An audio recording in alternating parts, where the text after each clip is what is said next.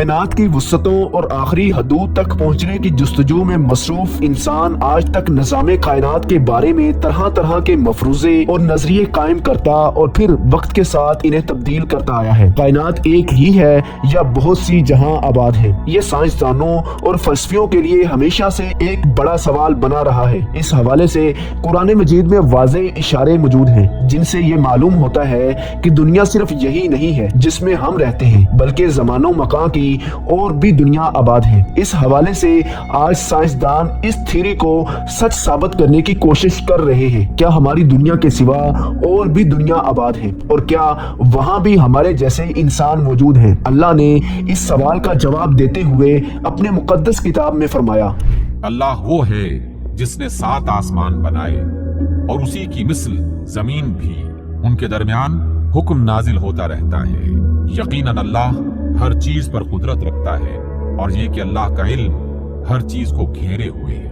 اللہ وہ ہے جس نے 7 آسمان پیدا کیے اور ان کی مانند زمینیں بھی، ان کے درمیان حکم نازل ہوتا ہے تاکہ تم جان لو کہ بے شک اللہ ہر چیز پر قدرت رکھنے والا ہے۔ صحیح البخاری اور دیگر کتب احادیث میں اس آیت کے ضمن میں ایک روایت موجود ہے کہ مفسر قرآن حضرت ابن عباس کے پاس ایک شخص آیا اور اس نے سورۃ الطلاق کی اس آیت کی تفسیر پوچھی۔ حضرت ابن عباس خاموش رہے۔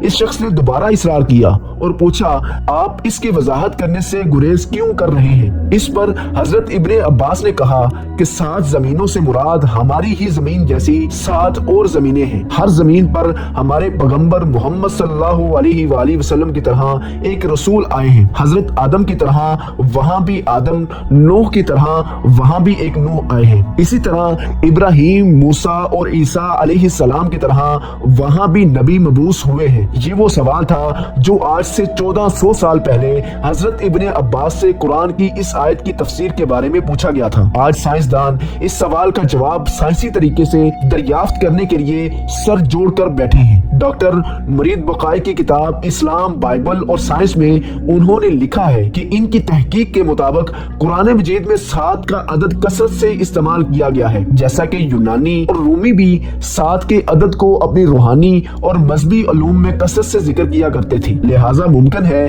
کہ 7 زمینوں سے مراد یہ ہو کہ ہماری زمین کی طرح ہی اور بھی بہت سی کائنات موجود ہوں، وہ انسان کی ان تک رسائی نہیں۔ آج سائنس کے مطابق بے شمار دوسرے سیارے اور سورج کی طرح بے شمار ستارے اس کائنات میں بکھرے پڑے ہیں، اور ہمارا نظام شمسی اس پوری کائنات کا صرف ایک چھوٹا سا ٹکڑا بھی نہیں ہے۔ دراصل ساحل سمندر میں ریت کے ذرات کم ہیں، مگر کائنات میں پلینٹس، سیارے اور سورج وغیرہ اس سے کئی گنا زیادہ ہیں۔ لیکن قرآن مجید کی اس آیت کی بات کریں تو علماء کے درمیان مختلف نظریات اور آراء پائی جاتی ہیں۔ کچھ علماء کا خیال ہے کہ اس سے مراد 7 مختلف زمین اور آسمان ہیں، جبکہ کچھ کی رائے یہ ہے کہ 7 کائنات ایک دوسرے کی ہم شکل ہیں، یعنی اگر زید نامی ایک آدمی اس زمین پر موجود ہے تو وہ مزید 6 زمینوں پر بھی موجود ہوگا۔ صوفیہ اکرام کے یہاں بھی 7 زمینوں اور آسمانوں اور 7 آدم و حوا کا تصور بھی ملتا ہے۔ لہٰذا مشہور صوفی بزرگ شیخ ابن العربی کے متعلق ایک مشہور واقعہ نقل ہوا ہے۔ شیخ ابن العربی فرماتے ہیں کہ میں نے ایک مرتبہ ایک ایسی قوم کے ساتھ بیت اللہ کا طواف کیا جن کو میں نہیں جانتا تھا۔ ان میں سے ایک نے مجھ سے کہا، کیا تم مجھے جانتے ہو؟ میں نے کہا نہیں۔ اس نے کہا، میں تمہارے سب سے اولین آباء و اجداد میں سے ہوں۔ میں نے پوچھا، تمہیں مرے ہوئے کتنا عرصہ گزر چکا ہے؟ اس نے کہا، 40,000 سال سے کچھ زیادہ۔ میں نے کہا، آدم علیہ السلام کو تو اتنا زمانہ نہیں گزرا۔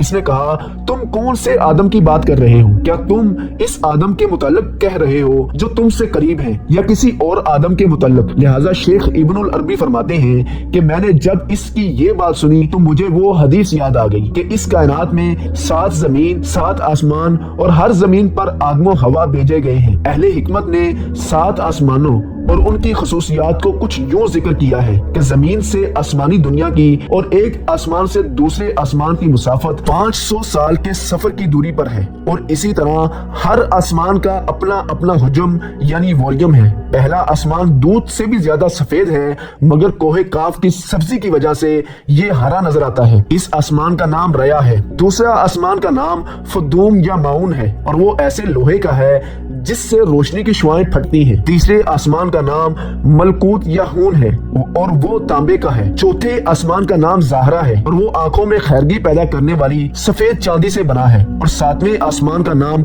लाबिया या दामिया है जो सुर्ख याकूत का है और इसी में बैतुल मामूर है। इसी तरह नबी करीम हजरत मोहम्मद सल्लल्लाहु अलैहि वसल्लम का सफर मेराज इस बात का वाज़ेह तरीन सबूत है कि हुजूर ने बुराक पर सफर करते हुए जिब्रील अमीन के साथ तमाम आसमानी रास्तों को पार किया, जिसके अंदर 7 आसमान भी शामिल थी। और हुजूर ने तमाम आसमानों में पैगंबरों और रसूलों से मुलाकात की, जबकि 7 जमीनों और आसमानों की एक ताबीर जदीद नजरिया मल्टीवर्स की शक्ल में दी जा सकती है। दरअसल हमारी इस जमीन में कुछ जानदार ऐसे हैं जिन्हें हम अपनी आंखों से देख सकते हैं, मसलन चौपाए और रेंगने वाले जानवर, मखलूक और चरिंद परिंद जो हमारे साथ इसी जमीन पर जिंदगी गुजारते हैं। जबकि कुछ जानदार ऐसे भी हैं जो हमारी नजरों से भी ओझल हैं, मसलन खुर्दबीन मखलूक, वायरस और बैक्टीरिया वगैरह, जिन्हें हम अपनी आंखों से नहीं देख सकते। बिल्कुल इसी तरह जिन्नात और फरिश्ते भी मौजूद हैं जिन्हें हम नहीं देख सकते क्योंकि इनका वजूद एक दूसरे डिमेंशन में है। इसी नजरिए को